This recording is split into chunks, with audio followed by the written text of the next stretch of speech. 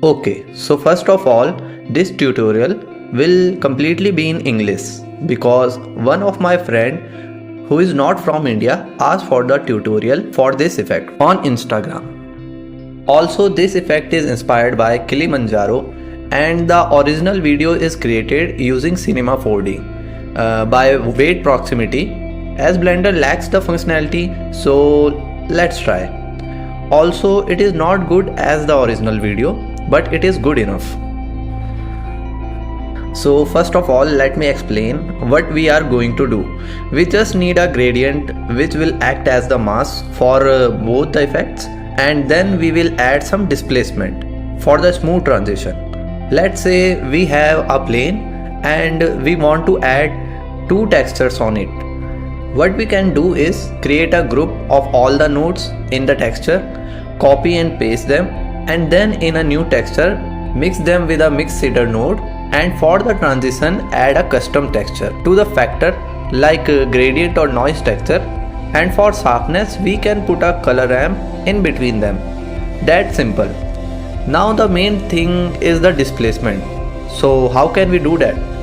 Well, it's pretty simple. All you have to do is connect the same color output from the mask we have just created to the displacement socket, and go to the material properties, scroll down to the settings tab and change the displacement type from bump to displacement only. Also make sure that the mesh has enough geometry.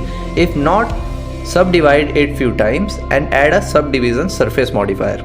More the subdivisions, better will be the result. Now all we have to do is make the displacement smaller in magnitude. To do that, place a vector math node in between the displacement and mask. Change the vector type from math to multiply and adjust the values. And that's how we achieve the Midas effect in Blender. And what I did for an animated mask is I created an animated transition video using solid colors in DaVinci Resolve and exported it as an MP4 video, and again imported it as a texture in Blender and created a mask following the same steps in our final video.